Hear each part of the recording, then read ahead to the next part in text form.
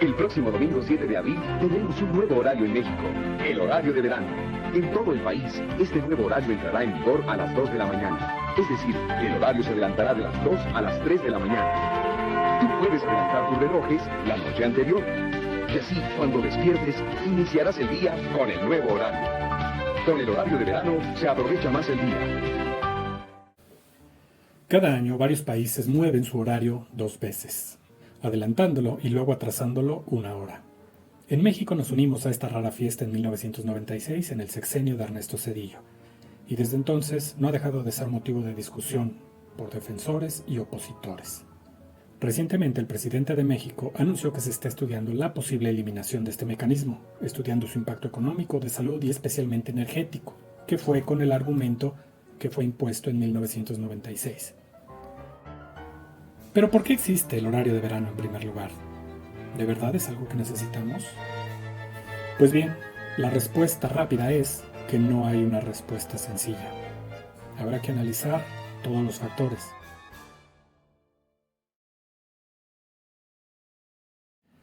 Para comenzar usaremos una gráfica interesante, la gráfica anual de la duración del día. Cada ciudad tiene la propia. Si quieres consultar la de tu ciudad, dejaré abajo un enlace en la descripción. Analizaremos la de Berlín, en Alemania, el país donde el horario de verano se usó por primera vez. Aquí podemos ver a qué hora amanece y anochece a lo largo de todo el año. Aquí tenemos las horas y acá tenemos los meses. Por debajo, las horas de oscuridad en la madrugada. En color azul, la franja de lo que es el amanecer. Después tenemos esta zona que es el día y la franja en rojo que representa el crepúsculo. Finalmente, esta zona representa la noche. Digamos que la gente por costumbre se levanta a las 6 a.m. y se acuesta a las 10 p.m. Esto nos da 8 horas de sueño, como Dios manda. Durante el verano, el sol sale alrededor de las 4 de la mañana. Sí, 4 a.m. Y en el solsticio amanece tan temprano como las 3:40 de la madrugada. Eso significa de 2 a 3 horas de luz solar completamente desperdiciada de parte de una población perezosa que debería dormir menos y trabajar más. No es broma. Cuando Benjamin Franklin visitó París en 1784, durante el verano, y notó estas horas extras de luz matutina, propuso en una carta anónima a un diario que se despertara a la gente tañendo las campanas. Los exhortaba a poner impuestos a las ventanas que no dejaban pasar la maravillosa luz del sol de la madrugada, que ese cambio de hábito los volvería más ricos, saludables y sabios. Claro, Benny, todos sabemos que los obreros son los que se vuelven más ricos levantándose más temprano a trabajar. Ya desde entonces comenzó esta discusión que no se resolvería pronto. Los que estaban a favor de que la gente durmiera menos para producir más, y los que opinaban que se dejara a la gente dormir en santa paz. No se trató tanto de una lucha de madrugadores contra noctámbulos, sino más bien la eterna lucha entre empleadores y empleados. Pero si me preguntan, yo igual voto porque nos dejen dormir. Equipo noctámbulo. Durante la Gran Guerra, en 1916 el gobierno alemán decidió aplicar este dicho de que al que madruga Dios le ayuda. Y pensaron, ¿qué tal si hacemos que la gente se levante a las 5 de la mañana diciéndoles que ya son las 6? Esto en realidad tiene sentido. A las 6 ya hay luz de sol, y en la noche, cuando son las 10, está oscureciendo, por lo que la gente se va a dormir al ponerse el sol. Esto significa que cuando oscurece, nadie mantiene encendidas velas porque ya estarán dormidos. Y bueno, la idea fue tan buena que cuando Alemania hizo este ajuste principalmente para ahorrar carbón para su industria bélica, inmediatamente sus contrapartes hicieron lo propio, principalmente para que no los madrugaran.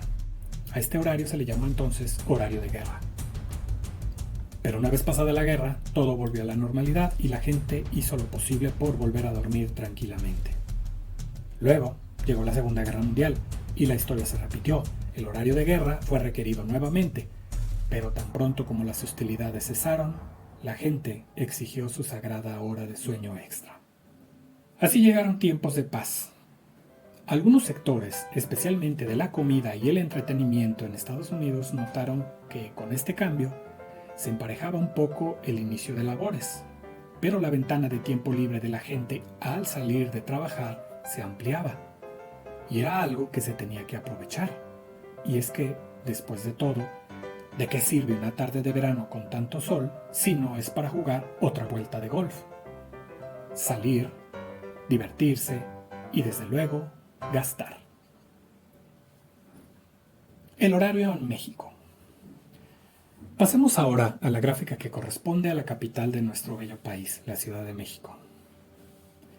Lo primero que notamos es que la curva es menos pronunciada, es decir, la diferencia de duración entre el día en verano y en invierno es mucho menor. Esto es porque la mayor parte de México se encuentra en la zona tropical.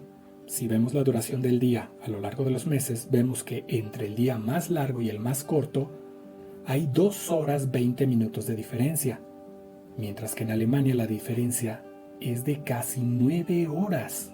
Vaya que la tenemos más fácil. ¿Por qué entonces nos quejamos tanto del horario de verano? No se trata solo de dormir un poco más, se trata de obligar a nuestro reloj biológico a cambiar sus hábitos. No es casualidad que la mayoría de los países en los trópicos no utilizan ya el horario de verano y algunos nunca lo hicieron.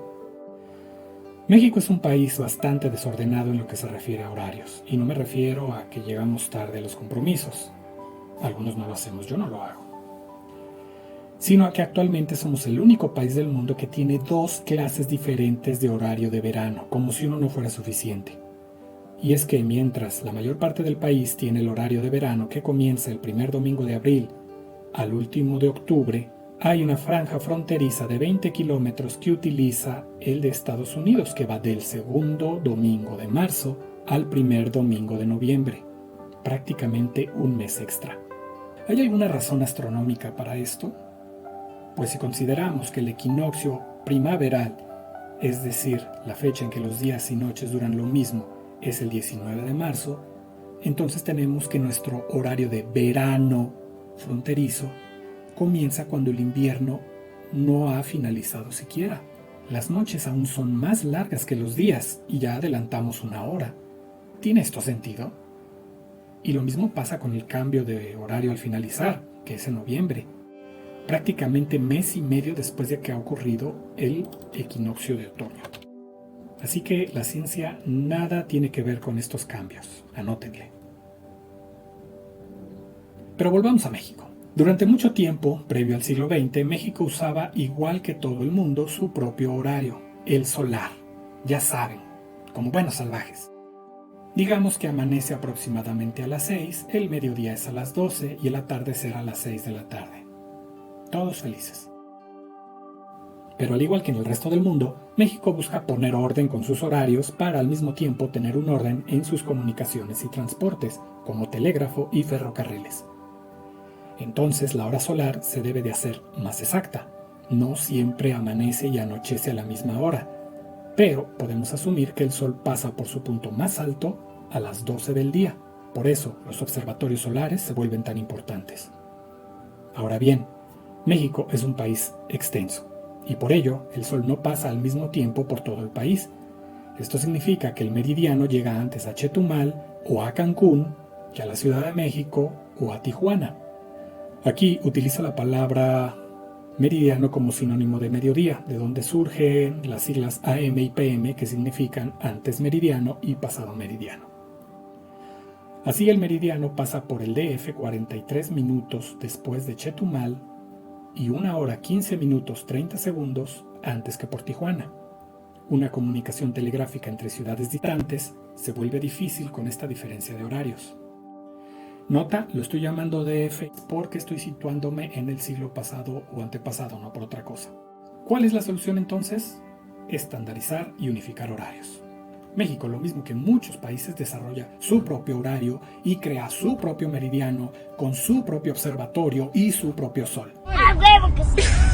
Este era el meridiano de Tacubaya, ubicado en el Observatorio Nacional de Tacubaya, fundado en 1878 y a partir del cual se determinó el horario en nuestro país. Este horario estandarizado fue muy utilizado por el ferrocarril, por lo que con el tiempo se le llamó también la hora ferrocarrilera. Ahora, como cada país tiene su propio horario, cada ciudad incluso, en 1884 se realiza la Conferencia Internacional del Meridiano en Washington, D.C., para determinar cuál sería el mero mero, el primer meridiano, el meridiano cero para uso internacional, el Highlander de los meridianos. Participaron representantes de 25 países, entre los cuales estuvo desde luego México, representado por Ángel Anguiano, director del Observatorio Nacional. Había 3 principales contendientes para convertirse en el primer meridiano. Por España, el meridiano de Isla de Hierro, con una hermosa leyenda que data de tiempos de Ptolomeo. Por Francia, el meridiano del Observatorio de París, importante centro de estudios del país que nos legó el magnífico sistema métrico decimal.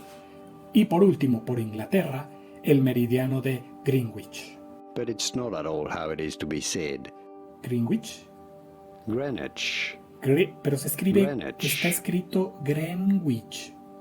Doble S pronuncia ahí Greenwich. Greenwich. Greenwich. UK. Greenwich. Greenwich. Greenwich. Pues bien, ya sabemos cuál ganó. El meridiano de Greenwich. eso.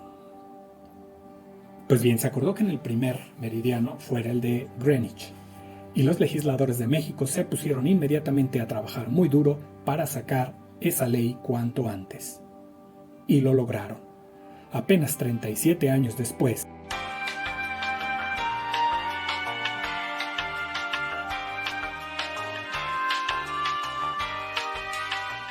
en 1921, se promulga la ley que entraría en vigor el 1 de enero de 1922.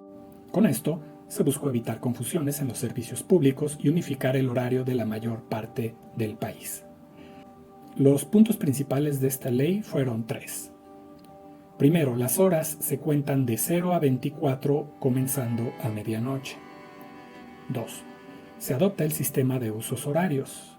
Y 3. Se regirán por los meridianos 105 grados y 90 grados al oeste de Greenwich. Ahora viene la parte que me gusta, los mapas. Para poder ver cómo fue cambiando esto de los usos horarios y la entrada del horario de México, veremos su desarrollo a través del tiempo.